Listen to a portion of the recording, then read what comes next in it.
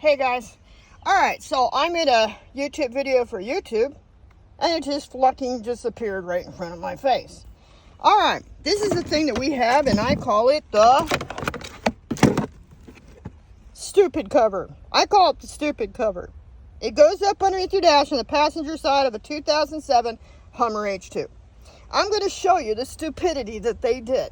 I'm going to give you some ideas on how to get around that. I didn't have a problem. I've done it several times. Yeah, and I'm 64 years old with cancer. So here we go. They took this great big piece of shit and shoved and stuffed it underneath the dash.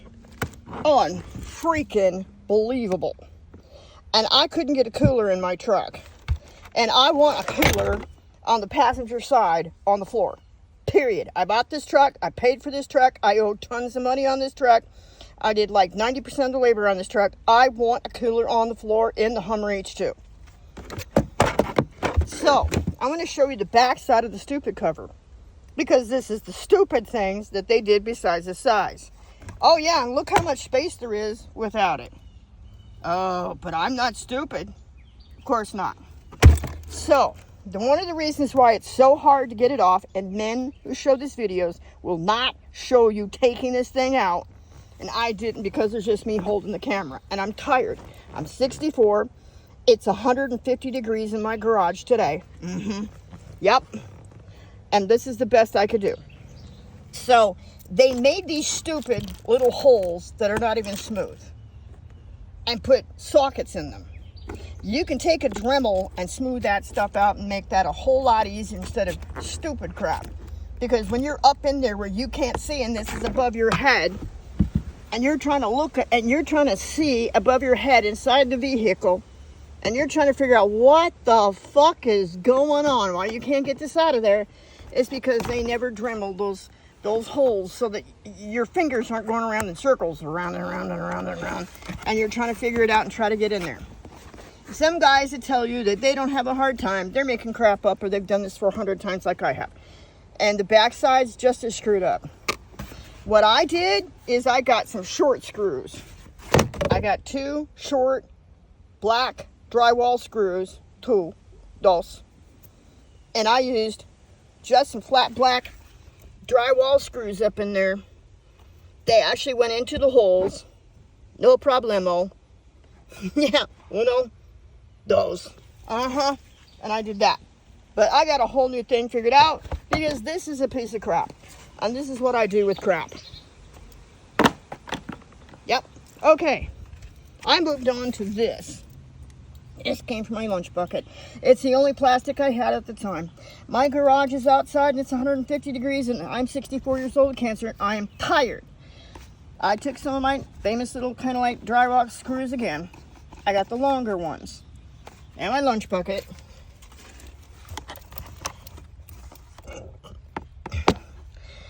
And I put this in here to cover the wires. Otherwise the wires won't be covered. I've already had it in there. It fits just great. Because there's wires dangling down in here. And I have to put nails on this side of my truck. And I don't want their boots and their stupidity ripping the wires out. Because they don't look at anything on the ground. They're the only ones that do are miners. And most men are not miners. Okay. Over here. This is my famous stuff. You've seen my other videos and you've already seen this before. And you already know about this. You know what this is. This is my favorite shit in the whole world. You can get it at a hardware store. They charge a lot of money now. It's about $15 a great big piece of it. It's gutter insulation. It'll go up to 400 degrees. And air can breathe through it. It's going to be my future filter in this Hummer H2 because my 2007 didn't come with an air filter.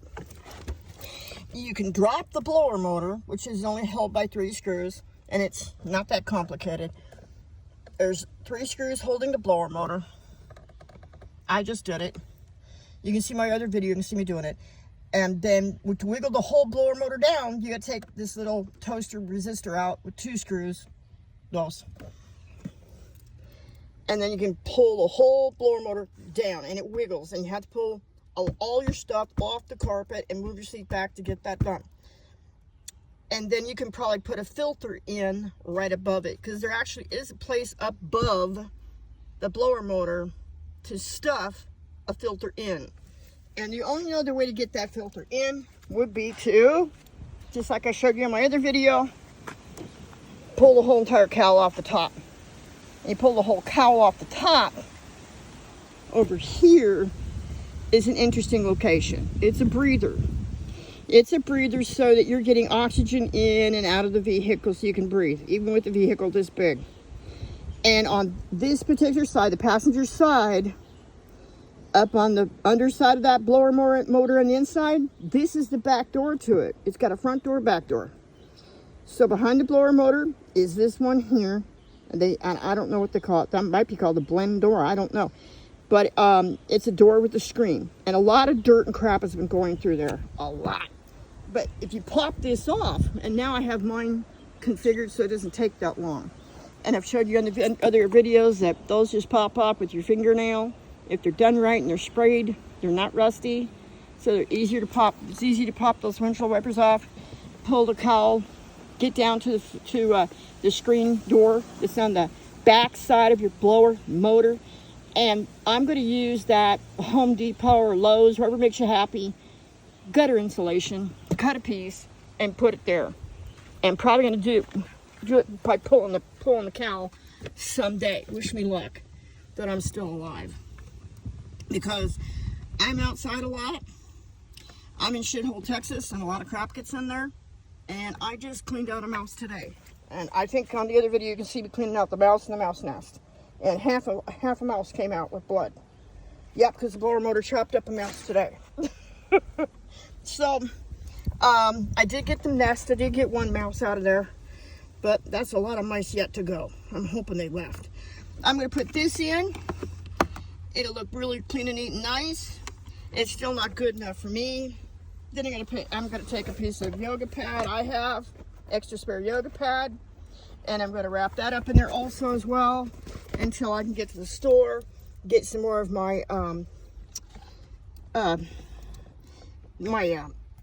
gutter insulation, and I'll get some gutter insulation up there to keep those wires from having men kick them and ruin them. This was not a complicated project. It did not take a lot of tools. I've had to do it a bunch of times, and I'm 64 years old. So these were some of my favorite tools. These are the ones I liked. These are the ones I think work very well for this. A lot of people don't talk about their stuff, and they don't keep it clean, and they don't show you everything, and I don't know why. And I try to make real sweet, short, simple, sweet freaking stuff on this. I like these screwdrivers because you can change the position. They can either be straight or bent. Either way. So you can get up in there and you can reach the furthest screw that's way in the back. Another one that works really good is, I'm a big girl now. I'm pretty old. I've used these before and they make them different sizes. And this also really helps because you got different positions you can turn. So you can get up in there and you can get those screws in and out nice and easy. I also like these. They're bendables. I don't know if you can see this. I'm on a camera. It bends. Believe me, you just have to take my word for it without me breaking the phone. It does bend. And it gives you some play. So it goes, brr, brr. There we go. Yep. It'll move. And so you can get up into the motor area. I also love my magnetic dishes, you can tell. I'm sorry, I'm just like that. I like that. It also helps to have some bits that are different sizes. I like the long ones. I like the short one. I like my finger driver. That's what I like. That's what I use. That was today's project. Not too bad.